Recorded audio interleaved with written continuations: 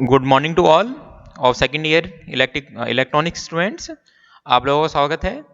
तो स्टूडेंट्स, सबसे पहले तो मैं आप लोगों को कुछ बात बताना चाहता हूँ। अभी तो आज मतलब आपकी पहली क्लास है विंटर वेकेशंस के बाद। विंटर वेकेशन से पहले कुछ टाइम तक मेरी क्लास नहीं हो रही थी। वो इसलिए नहीं हो रही थी क्योंकि मैं कोरोना पॉजिटिव हो गया था। इस कारण मुझे हॉस्पिटलाइज भी होना पड़ा था और थोड़ी मेरी तबीयत भी ठीक नहीं थी। तो कुछ ट्रेजिडी भी हो गई थी फैमिली में, तो इस कारण मतलब क्लासेस आपकी थोड़ी सी नहीं हो पाई थी EL 208 की। हम इस पूरे जनवरी के महीने में और फरवरी के महीने में, फरवरी लास्ट तक मैं आप लोगों को EL 208 का कोर्स करा दूंगा। एक स्टूडेंट मेरे पास मिलने आया था, यश गुंड। वो कह रहा था कि मैं इंग्लिश मीडियम से हूँ, मुझे उसकी बातें मतलब जो भी कन्वर्सेशन था मुझे ध्यान है, तो मैं नोट्स अवेलेबल करा दूंगा। उसके अलावा यस सर। जो भी हिंदी मीडियम के स्टूडेंट्स हैं उनके लिए एक अनिल कुमार खत्री की एक बुक आती है, मेरे पास में ये बुक है। इस बुक को डिस्प्ले करा रहा हूँ मैं जैसे। तो इस बुक को आप रेफर कर लें, मैं इस बुक को ही रेफरेंस लेके चलूंगा और इस बुक से ही मतलब मैं आपको स्टडी कराऊंगा। ठीक है। तो सर उम्मीद बुक है कि मिलती नहीं है स्टूडेंट्स को मार्केट में। प्रॉब्लम नहीं होनी चाहिए। और जो आज फर्स्ट टाइम ज्वाइन किए हैं, तो एक बार मैं बहुत बेसिक से मतलब इंट्रोडक्शन देते हुए आज मैं माइक्रोफोन के दो टाइप्स कवर कराऊंगा, कार्बन माइक्रोफोन और इलेक्ट्रोडायनेमिक माइक्रोफोन। उसको आप समझें इस लेक्चर, क्योंकि ये रिकॉर्डिंग मोड में चल रहा है, तो आप इसको दोबारा देख लें। इस पहले के भी मेरे सर वो लगभग कहते 30 एक लेक्चर रिकॉर्डेड हैं, लेकिन उसमें किसी में थोड़ा बहुत साउंड का इश्यूज है। लेकिन अगर आप ईयरफोन अगर कुछ ऐसा लगाएंगे तो आपको साउंड का इशू नहीं आएगा इतना। बट मैं उन टॉपिक्स को दोबारा कवर करते हुए चलूंगा। तो स्टूडेंट ये नहीं समझे कि वो टॉपिक कवर हो गया, मैं उनको सारे साथ के साथ सारे टॉपिक्स को कवर करते हुए चलूंगा। आपको सारी चीज़ अवेलेबल हो जाएगी। बस थोड़ा सा ये डिले इसलिए हुआ क्योंकि पहले बीच में इलेक्शंस आ गए, एग्जाम हो गए और फिर वेकेशंस आ गए, प्लस मैं कोरोना पॉजिटिव हो गया। इस कारण मेरी क्लास टाइम पे नहीं हो पाई और कुछ टीचर्स की क्लास इलेक्शंस के रीज़न से नहीं हो पाई। अभी इस टाइम के लिए सभी अवेलेबल हैं, तो उम्मीद है कि आपको time to time classes, time to time notes मिलते चले जाएंगे। तो ठीक है स्टूडेंट्स, सबसे पहले तो मैं आप लोगों को एक बार के लिए सिलेबस शेयर कर देता हूं जो स्टूडेंट आज के लिए आए हैं। सर बुक कहाँ से अवेलेबल कराएं सर?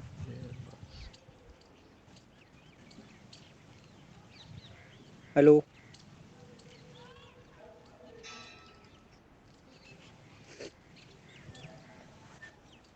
ये जैसा कि आप देख पा रहे हैं, EL सेकेंड ईयर का सिलेबस मैंने ओपन किया है। तो स्टूडेंट्स हम चल रहे हैं सीधा 208 पे, ऑडियो एंड वीडियो सिस्टम।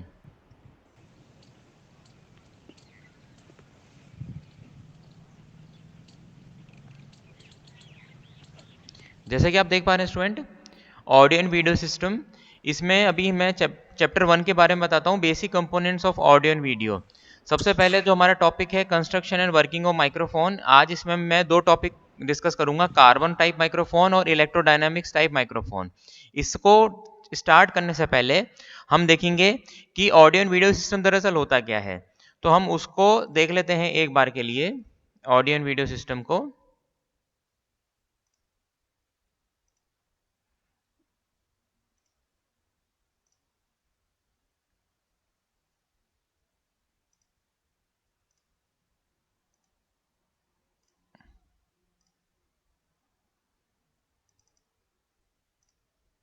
ये जैसा कि आप देख पा रहे हैं, तो सबसे पहले स्टूडेंट ये देखिए आप, ये है हमारा ब्लॉक डायग्राम वीडियो सिस्टम का। वीडियो सिस्टम में दरअसल क्या होता है, सबसे पहले तो आप सिस्टम को समझें।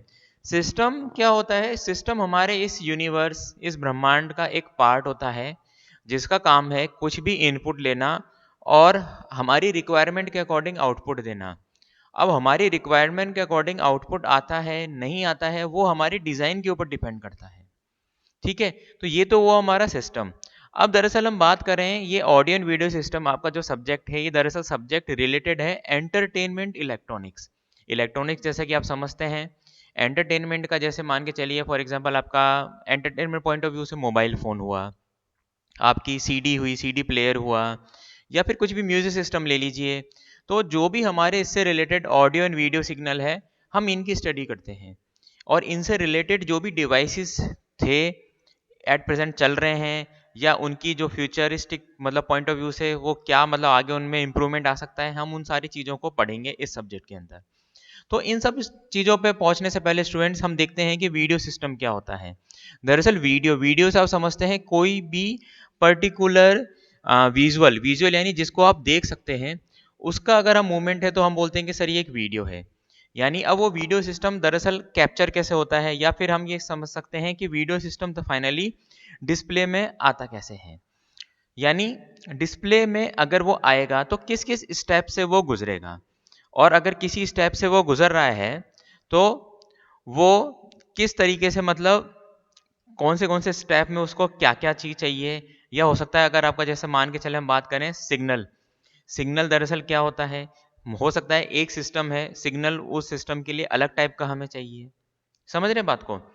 तो सबसे पहले क्या होता है स्टूडेंट्स, सबसे पहले बेसिक स्टेप होती है, वो होती है हमारी पिक्चर यानी क्लिप यानी डिस्प्ले। उस क्लिप को कैप्चर करता है हमारा वीडियो कैमरा यानी पिक्चर, यानी ये जो एरो हैं ये सिग्नल हैं। ये सिग्नल आएंगे इस वीडियो कैमरा के ऊपर गिरेंगे, मतलब कैमरा के लेंस के ऊपर गिरेंगे सिग्नल। फिर जब ये हमारा जो वीडियो कैमरा है, ये कैमरा क्या है, ये कैमरा दरअसल एक ट्रांसड्यूसर है। ट्रांसड्यूसर क्या होता है? ट्रांसड्यूसर मैंने बताया था, हो सकता है आपने पिछले लेक्चर्स को अगर रेफर किया हो, जो कि सिग्नल की एक एनर्जी को दूसरे फॉर्म में कन्वर्ट करता है। फिर इसने वीडियो कैमरा ने एक एनर्जी को दूसरे फॉर्म में किया और फिर इसने उसको एम्पलीफाई किया। एम्पलीफिकेशन की हमें क्यों जरूरत पड़ती है? क्योंकि स्टूडेंट सिग्नल एक पॉइंट से दूसरे पॉइंट पे जा रहा है, तो बीच में बहुत सारी स्टेप्स लग रही हैं, तो उन स्टेप्स में कहीं ना कहीं सिग्नल का लॉस होता है, यानी सिग्नल की वैल्यू डीके होती है, डीके मतलब डाउन होती है। तो इसलिए हम उसको एम्पलीफाई कर देते हैं। तो इनिशियल स्टेज पे हम उसको एम्पलीफाई कर दें ताकि सिग्नल आराम से ट्रेवल कर सके, या हम कह सकते हैं ट्रेवल वर्ड अगर हम थोड़ा सा टेक्निकल वर्ड यूज करें तो प्रोपोगेट कर सके। प्रोपोगेट मतलब एक पॉइंट से दूसरे पॉइंट पे सिग्नल जा रहा है। फिर इसकी प्रोसेसिंग होती है, यानी अगर आपको जैसे मान के चलिए वीडियो कैप्चर किया, उसमें वीडियो में आपको आप सपोज मान के चलिए ब्राइटनेस बढ़ानी है, कम करनी है, वीडियो को आपको क्रॉपिंग करनी है, आप सारी चीज़ें समझते हैं क्योंकि आज की डेट में हर कोई मोबाइल फ़ोन यूज़ करता है इस एज में। फिर फाइनली प्रोसेसिंग होने के बाद में हम पावर एम्पलीफिकेशन करते हैं, मतलब ये ट्रांसमीटर पोर्शन है। ट्रांसमिट होने से पहले हम इसकी एक स्टेज पावर एम्पलीफिकेशन की रखते हैं। फिर ये एक चैनल है, मतलब ये जो वायर है, सिंपली एरो से मैंने डिस्प्ले किया है। अभी तो ये वायर है, इसको हम वायरलेस भी कर सकते हैं। वायरलेस में आप 206 आपको राजेश सर बताएंगे। अभी तो मैं वायर की बात कर रहा हूँ, तो यहाँ पर अगेन प्री एम्पलीफिकेशन स्टेज लगी, फिर अगेन वीडियो प्रोसेस हुआ, और फिर पावर एम्पलीफाई हुआ और डिस्प्ले हुआ। कहने का मतलब ये सारी स्टेप, ये तो ट्रांसमीटर पोर्शन में और ये रिसीवर पोर्शन में रिपीट होती है। ठीक है, ऐसे ही इसी तरीके से हम देखते हैं ऑडियो सिस्टम में बस फर्क ये स्टूडेंट, यहाँ पर हमारा माइक्रोफोन जो कि हमारा आज का टॉपिक है, हम माइक्रोफोन, इस पे साउंड सिग्नल गिर रहा है, ये साउंड को ऑडियो सिग्नल में कन्वर्ट कर रहा है। फिर यहाँ पर वही प्री एम्पलीफिकेशन, बस वहाँ वीडियो प्रोसेसर की जगह ऑडियो प्रोसेसर, पावर एम्पलीफिकेशन, और फिर यहाँ पर जस्ट वही रिवर्स। और सुनने के लिए हम स्पीकर, यानी जिसको हम जनरली लाउड स्पीकर बोलते हैं, जो कि आपकी आगे की, मतलब इस यूनिट में आगे का टॉपिक है। तो स्टूडेंट्स ये आपको बेसिक समझ में आया, ये है ऑडियो सिस्टम। ये मैंने आपके फर्स्ट टेस्ट में भी क्वेश्चन दिया था। ठीक है, तो ऑडियो सिस्टम और वीडियो सिस्टम का मैंने बेसिक आपको क्लियर कर दिया। अब हम आगे बढ़ते हैं, हमारा सबसे पहले हम देखते हैं कार्बन टाइप माइक्रोफोन को। कार्बन टाइप माइक्रोफोन की मैं इमेज शो कर रहा हूँ, इसको मैं, मतलब जो भी इसका स्कीमेटिक डायग्राम है, पॉइंट टू पॉइंट, मतलब एरो से आप इसको समझते जाएं, और फिर उसके बाद में हम इलेक्ट्रोडायनेमिक टाइप माइक्रोफोन को देखते हैं। ठीक है, ये जैसा कि स्टूडेंट आप देख पा रहे हैं, ये हमारा कार्बन टाइप माइक्रोफोन है। कार्बन टाइप माइक्रोफोन में स्टूडेंट्स दरअसल होता क्या है, जैसे कि आप देख पा रहे हैं, ये जो मेन चीज है ये होता है आपका चैम्बर बोल सकते हैं, जिसको बोलते हैं हम कार्बन चैम्बर। ये जो प्लेट होती है, ये वाली प्लेट, ये मूवेबल होती है, मतलब ये आगे पीछे इस तरह मूव होती है। इधर की जो प्लेट होती है ये फिक्स प्लेट होती हैं, और बीच में से एक होल होता है, ब्रीथिंग होल, यानी एयर पास के लिए। ये जो डॉट डॉट से बने हुए हैं स्टूडेंट्स, ये होते हैं कार्बन के ग्रेनुअल्स, और ये होता है हमारा डाइफाग्राम। डाइफाग्राम एक इंपॉर्टेंट पार्ट होता है जो कि स्प्रिंग से अटैच है, इसको बैलेंस करने के लिए। मतलब अगर सपोज एट अ टाइम, जैसा भी मैं, आप मेरे वीडियो मतलब इसमें देख रहे थे कि मैंने अपने हाथ से ये माइक्रोफोन पकड़ा हुआ था, जब तक मैं कुछ नहीं बोल रहा हूँ तो ये डाइफाग्राम इस नॉर्मल पोजीशन पे है। जैसे ही इसके ऊपर साउंड का प्रेशर गिरेगा, जैसे सपोज हेलो मैंने जोर से बोला, हाय मैं धीरे बोल रहा हूँ, तो इसमें आप देखेंगे डायफ्राग्राम की मूवमेंट उसी हिसाब से होगी। मतलब साउंड का जो प्रेशर, कहने का मेरा मतलब है साउंड का प्रेशर जो इसके ऊपर गिरेगा उसी के अकॉर्डिंग डायफ्राग्राम में चेंज होगा। डायफ्राग्राम में चेंज होगा तो उसी के अकॉर्डिंग मूवेबल प्लेट में होगा। इसकी वर्किंग और मैं क्लियर कर दूंगा, ठीक है। अभी आपको समझ में आया, ये तो है कार्बन का चैम्बर जिसके अंदर कार्बन के ग्रेनुअल्स प्रेजेंट हैं। ये आपकी मूवेबल प्लेट है जो कि आगे पीछे मूव होती है इस पिस्टन की सहायता से, ठीक है। ये आपका डायफ्राग्राम है जो कि स्प्रिंग से अटैच है एक फ्रेम से, जिसको बैलेंस करती है। ये स्प्रिंग बैलेंस करती है, इन स्प्रिंग का वैसे कोई और कोई ज़्यादा रोल नहीं है, बस इसकी मूवमेंट को बैलेंस करते हैं। और ये आपकी फिक्स प्लेट है जिसमें एक ब्रीथिंग होल है। और फाइनली जब क्या हो रहा है स्टूडेंट, हमारा साउंड सिग्नल आ रहा है और जब ये अभी चेंज होगा तो ये चेंज को नोटिस करने के लिए हमने आउटपुट में सर्किट लगाया है, ठीक है। अब स्टूडेंट एक चीज़ आप समझें, मैं इसकी वर्किंग एक्सप्लेन करूं कि ये हमारा दरअसल पैसिव टाइप का माइक्रोफोन है। दरअसल एक्टिव और पैसिव क्या होते हैं? एक्टिव वो होता है स्टूडेंट जो खुद से एनर्जी देता है। फॉर एग्जांपल बैटरी, आपकी बैटरी बहुत टाइम के लिए मतलब आपको सिग्नल देती है, यानी वोल्टेज देती है, करंट देती है। या फिर हम कह सकते हैं जिनके अंदर ऐसी प्रॉपर्टी होती है उन डिवाइसेस में जो एम्पलीफाई कर देते हैं। फॉर एग्जांपल ट्रांजिस्टर, ट्रांजिस्टर को आप थोड़ा सा सिग्नल देंगे लेकिन वो थोड़े के बजाय आपको एम्पलीफाई करके, मतलब फॉर एग्जांपल आपने 1 वोल्ट का सिग्नल दिया ट्रांजिस्टर में, लेकिन आपको आउटपुट सपोज 5 वोल्ट मिल रहा है, तो ये हो गए एक्टिव। पैसिव में क्या होता है स्टूडेंट्स की, पैसिव में उनको एनर्जी हमें प्रोवाइड करनी होती है तभी वो वर्क करते हैं। फॉर एग्जाम्पल आपका रजिस्टर हुआ, आपका कैपेसिटर हुआ, आपका इंडक्टर हुआ, या और भी बहुत सारे पैसिव डिवाइसेस हैं, ट्रांसफार्मर भी पैसिव ही है। तो ये जो माइक्रोफोन है ये हमारा पैसिव टाइप का है। एक्टिव टाइप का भी होता है जो कि हम नेक्स्ट क्लास में डिस्कस करेंगे, या हो सकता है नेक्स्ट ई लेक्चर में वो आपको अवेलेबल हो जाए। तो हम स्टूडेंट इसकी वर्किंग देखते हैं। तो वर्किंग में स्टूडेंट क्या होता है, जब इस माइक्रोफोन पे साउंड गिरती है यानी साउंड का प्रेशर आता है, तो उस साउंड प्रेशर की रीजन से डायफ्राग्राम में कंपन, कंपन यानी जैसे आप भूकंप आता है ना तो हिलता है, तो इसी प्रकार इसमें है ना मूवमेंट होता है। तो इस मूवमेंट की वजह से स्प्रिंग एक्शन होगा, और स्प्रिंग एक्शन की अगेंस्ट में, ये आपका फिजिक्स का लॉ के, मतलब फिजिक्स न्यूटन लॉ के अकॉर्डिंग है कि जैसे सपोज ये स्प्रिंग इस तरफ गई, मतलब नीचे, ये नीचे की तरफ गई, ऊपर की तरफ गई, तो ये इसको आगे की तरफ धकेलेगा। कहने का मतलब ये जब आगे की तरफ इसको धकेलेगा तो ये प्लेट है, ये प्लेट मूव होगी, क्योंकि ये प्लेट इस पिस्टन से जुड़ी हुई है। अब जाहिर सी बात है, ये जब डायफ्राग्राम इससे अटैच है पिस्टन से, तो पिस्टन में मूवमेंट हुआ तो प्लेट में मूवमेंट हुआ। प्लेट में मूवमेंट होगा तो जाहिर सी बात है जो इसके अंदर कार्बन ग्रेनुअल्स है इनके ऊपर प्रेशर आएगा, मतलब सब एक दूसरे से अटैच्ड हैं। तो जब ये मूवेबल प्लेट हमारी इस फिक्स प्लेट की तरफ मतलब बढ़ती है, तो कार्बन ग्रेनुअल्स इनमें कॉन्ट्रैक्ट, कॉन्ट्रैक्ट मतलब ये पिचकते हैं। जब ये पिचकेंगे तो इनके बीच में जो क्या कहते हैं, इनका जो रेजिस्टेंस है, रेजिस्टेंस कम होगा। क्यों कम क्यों होगा? क्योंकि ये दोनों क्लोज आएंगे। तो क्लोज आएंगे तो जो भी चेंज होगा वो हमारे यहाँ आउटपुट पे नोटिस हो जाएगा, ठीक है। और क्योंकि ये एक्सटर्नल बैटरी हमने इसलिए लगाई है क्योंकि हमें ये पैसिव है, मतलब हमें इसको एनर्जी देनी होगी स्टार्टिंग में। अगर मान के चलो स्टूडेंट साउंड का प्रेशर कम हो रहा है, या साउंड मतलब कोई भी जैसे पर्सन बोलना धीरे मतलब बंद कर रहा है या बहुत स्लो कर रहा है, तो ये प्लेट वापस इस तरफ मूव करेगी। तो इनमें जो कॉन्ट्रैक्शन था, अब वो कॉन्ट्रैक्शन के बजाय ये फिर से एक्सपैंड हो जाएंगी, मतलब फैल जाएंगे। फैल जाएंगे तो रेजिस्टेंस बढ़ जाएगा और उसी के अकॉर्डिंग आउटपुट आएगा, ठीक है स्टूडेंट, ये बात समझ में आई। तो ये तो थी हमारे कार्बन माइक्रोफोन की वर्किंग की बात। सिंपल सी बात है, अगर आपके एग्जाम में क्वेश्चन आता है तो आपको इसको स्टेप बाय स्टेप मेंशन करना है कि माइक्रोफोन एक एक्टिव या पैसिव डिवाइस होता है जो कि हमारे साउंड सिग्नल को दूसरे फॉर्म में कन्वर्ट करता है, जनरली इलेक्ट्रिक में करता है, और उसकी फ्रीक्वेंसी सेम होती है। फिर कार्बन माइक्रोफोन एक पैसिव होता है। फिर उसकी आप सबसे पहले कंस्ट्रक्शन लिखना कि कार्बन माइक्रोफोन में एक कार्बन का चेंबर होता है, कार्बन के चेंबर में कार्बन ग्रेनुल्स होते हैं। फिर मतलब स्टेप बाय स्टेप मतलब इनको लिखते हुए चलना है, पिस्टन क्या हो, spring, sound pressure, diaphragm, fix plate, breathing hole और आउटपुट, ठीक है। अब हम नेक्स्ट देखेंगे इलेक्ट्रोडायनामिक। इलेक्ट्रोडायनामिक पे पहुंचने से पहले कार्बन माइक्रोफोन की मैं कुछ आपको कैरेक्टरिस्टिक्स बता देता हूँ।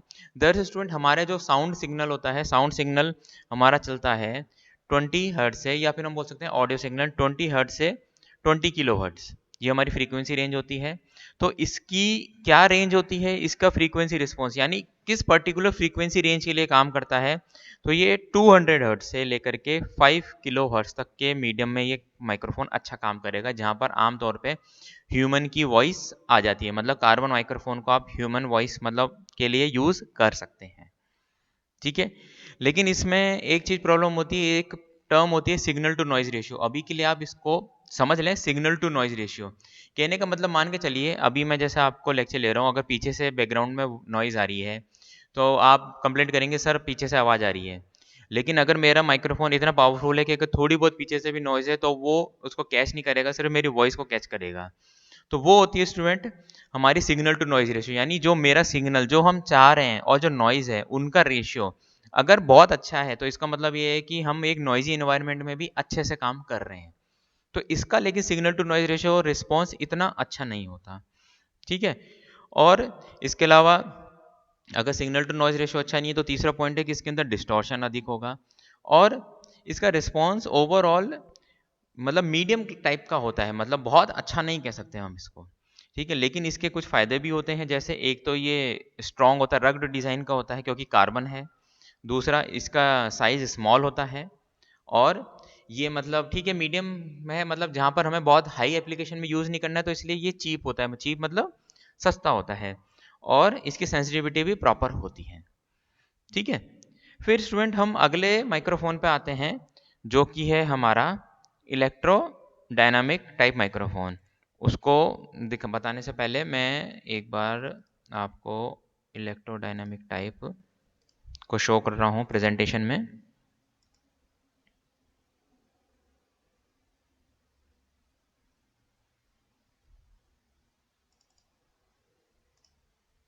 ये स्टूडेंट आपका इलेक्ट्रो डायनामिक टाइप माइक्रोफोन। अब जैसा कि आप देख पा रहे हैं इलेक्ट्रोडाइनमिक, क्योंकि स्टूडेंट हमारी मैग्नेट दो टाइप की होती हैं, एक तो होती है परमानेंट मैग्नेट और दूसरी होती है इलेक्ट्रोमैग्नेट, जो कि मतलब इलेक्ट्रिसिटी की हेल्प से मतलब कॉइल की हेल्प के साथ से बनाई जाती है। तो जो हमारी इलेक्ट्रोडायनामिक टाइप माइक्रोफोन होता है उसके अंदर जो मैग्नेटिक कोर है, मतलब मैग्नेट, दरअसल आप देख पा रहे हैं ये जो मैग्नेटिक है ये ई शेप का है, ई जो ई अल्फाबेट है उस तरीके का, जिसमें दो हैं नॉर्थ पोल और साउथ पोल, मतलब कुछ इस तरीके से इसको बनाया गया है कि ये दो एंड हैं टॉप के और लोअर के, ये तो नॉर्थ पोल की तरह काम कर रहे हैं और ये साउथ पोल की तरह काम कर रहे हैं, ठीक है। फिर उसके बाद में अगर हम बात करें तो ये जो सेंट्रल लिम्ब है, जो सेंट्रल मतलब ये जो सेंट्रल वाला है बीच वाला, इसको हम बोलते हैं लिम्ब, मतलब ये सब नेम है। ये तो है साउथ पोल की तरह और दोनों है नॉर्थ पोल की तरह। अब ये जो हमारा इलेक्ट्रोमैग्नेट है इसके बजाय हम परमानेंट मैग्नेट जो सिंपली हमारे कह सकते हैं नेचुरली अवेलेबल है हम उसको भी यूज़ कर सकते हैं। लेकिन उनका जो एयर गैप मतलब जैसे ये मैग्नेट के बीच में ये जो गैप है, इनके बीच में जो फील्ड है, परमानेंट गैप के बजाय परमानेंट मैग्नेट के बजाय इसमें ज़्यादा बेटर रिस्पॉन्स आएगा, ठीक है।